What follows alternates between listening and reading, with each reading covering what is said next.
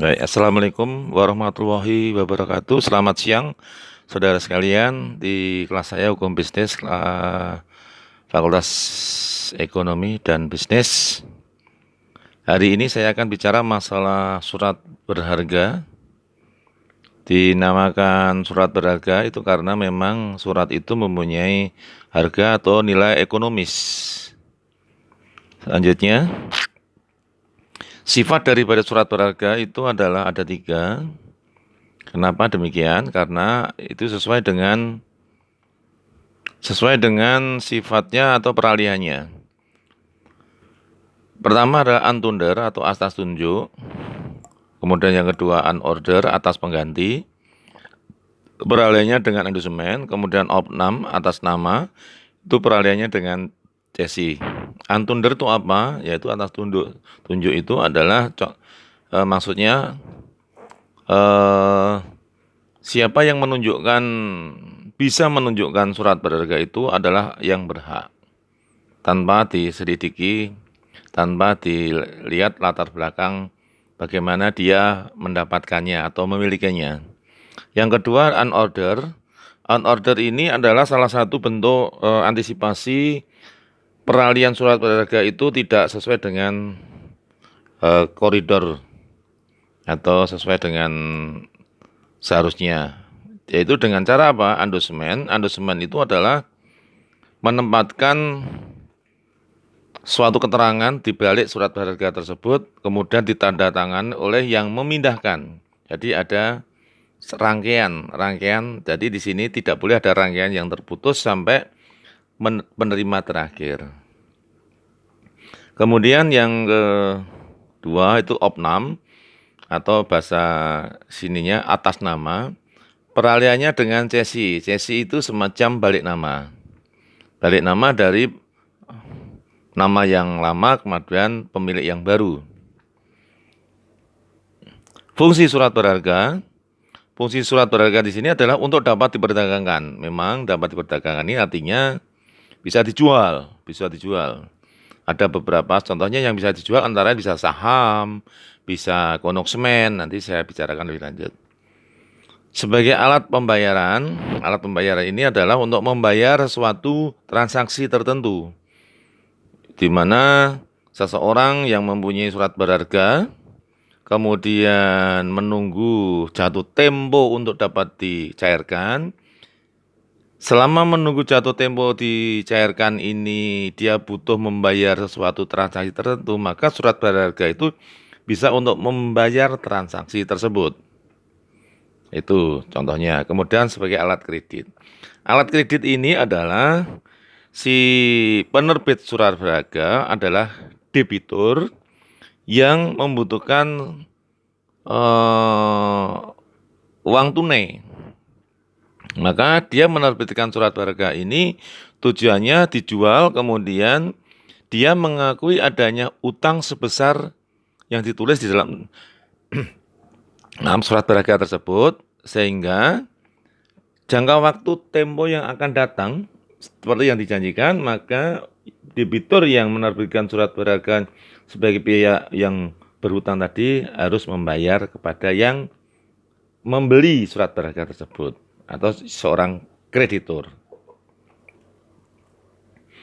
Surat berharga merupakan surat pengakuan hutang. Ya tadi seperti yang saya utarakan bahwa surat pengakuan hutang ini adalah sebagai alat kredit tadi. Dia mengakui hutang kepada siapa saja yang menerima surat berharga tersebut sampai yang terakhir kalinya. Surat berharga sebagai alat bukti dari adanya perikatan dasar dan sebagai pembayaran dan sebagai bukti adanya utang. Nah, ini ada 2 fungsi, yaitu sebagai alat perikatan dasar. Ini biasanya kalau kita menulis surat berharga tertentu, kemudian kita berikan kepada klien kita, di sebaliknya ada kata-kata atau di dalamnya ada kata-kata pembayaran untuk apa. Lah, untuk apa ini adalah salah satu bentuk misalnya membayar barang yang saya beli ini. Nah, itu sebagai berarti perikatan dasarnya adalah jual beli. Atau saya membayar untuk sewa Ini berarti alat perikanan dasarnya adalah sewa menyewa. Kemudian selanjutnya penerbit surat berharga berkewajiban membayar sejumlah uang yang tertulis kepada si penerima, itu jelas. Tapi di sini ada kata-kata seterusnya. Seterusnya itu artinya penerima selanjutnya setelah penerima pertama. Kalau penerima pertama itu jelas bahwa ada suatu perjanjian antara pihak debitur dengan pihak penerima tadi, itu jelas. Mungkin perjanjiannya tadi mungkin jual beli, utang piutang dan lain sebagainya. Nah, pihak yang menerima pertama kemungkinan mendapatkan ya apa? Dia mempunyai transaksi lagi, kemudian dia membutuhkan alat bayar lagi untuk membayar kepada pihak kliennya. Maka di sini alat surat berharga ini bisa untuk membayar pihak terusnya, dan yang menerima seterusnya itu bisa membayar ke seterusnya lagi, sehingga yang terakhir kali. Di sini yang namanya ada teori abstraksi material. Maksudnya apa abstraksi material ini? Adalah demi hukum pihak yang memegang terakhir kalinya sampai jatuh tempo itu mempunyai hak atas pembayaran sebesar nominal yang tertulis di dalam surat berharga. Barangkali antara penerima yang terakhir itu tidak pernah ketemu sama yang menerbitkan surat berharga. Lah kok bisa? Nah, ini teorinya teori abstraksi material. Demi hukum, hukum melindungi hak seseorang walaupun tidak pernah terjadi ada suatu kontak, tidak pernah terjadi ada suatu perjanjian, tetapi demi hukum dia mempunyai hak karena sesuatu yang harusnya di-HI, dan demi hukum mereka mendapatkan pelindungan haknya. Surat berharga sebagai surat legitimasi.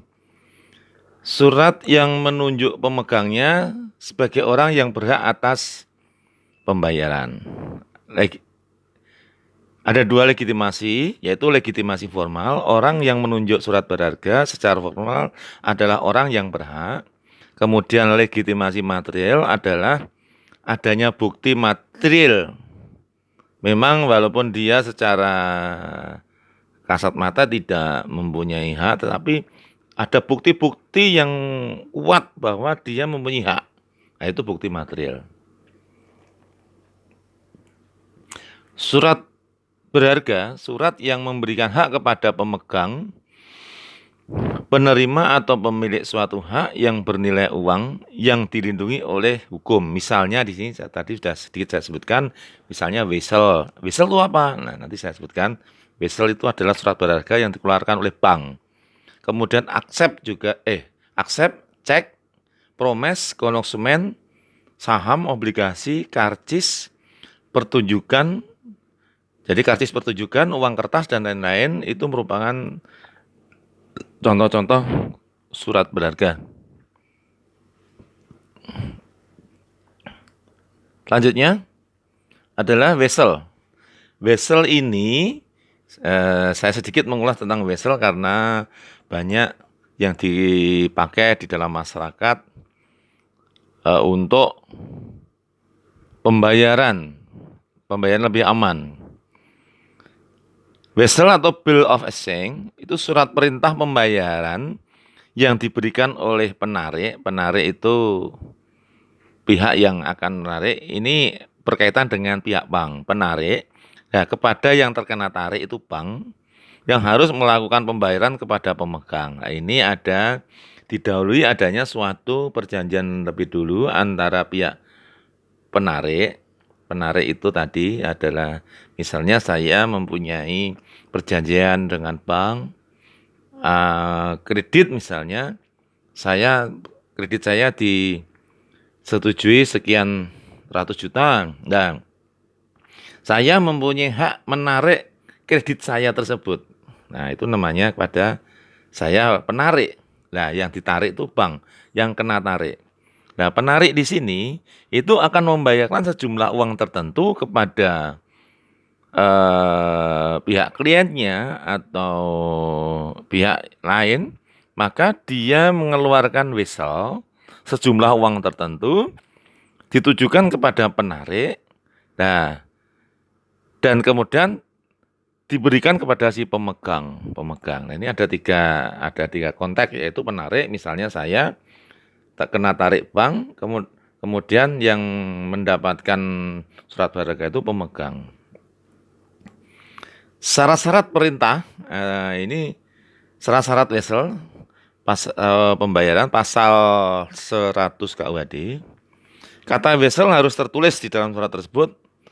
Surat perintah tidak bersyarat untuk membayar sejumlah uang tertentu. Nama orang yang harus membayar, tanggal pembayaran, orang yang kepada siapa, atau orang lain yang ditunjuk olehnya pembayaran harus dilakukan. Tanggal dan tempat wesel ditarik, tanda tangan. Tanda tangan ini merupakan suatu yang harus.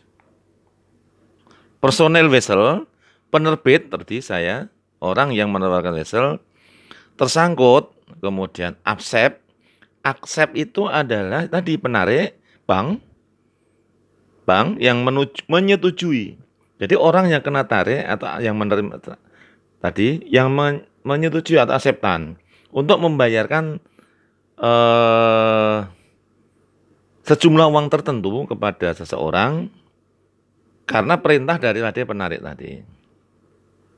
Kemudian ditandatangani. Jadi di sini ada suatu surat berharga, katakanlah wesel lah begitu.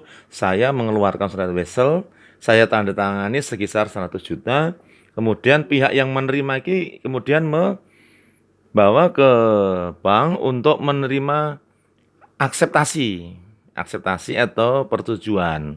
Nah, yang saya tanda tangani kemudian diakseptasi oleh bank ini mempunyai nilai lebih dari kepercayaan, istilahnya kepercayaan, maka pihak lain nanti yang menerima surat wesel tersebut percaya bahwa akan terbayarkan nanti pada hari jatuh tempo. Kemudian pengganti tadi adalah ya tadi orang yang seterusnya tadi saya bicara.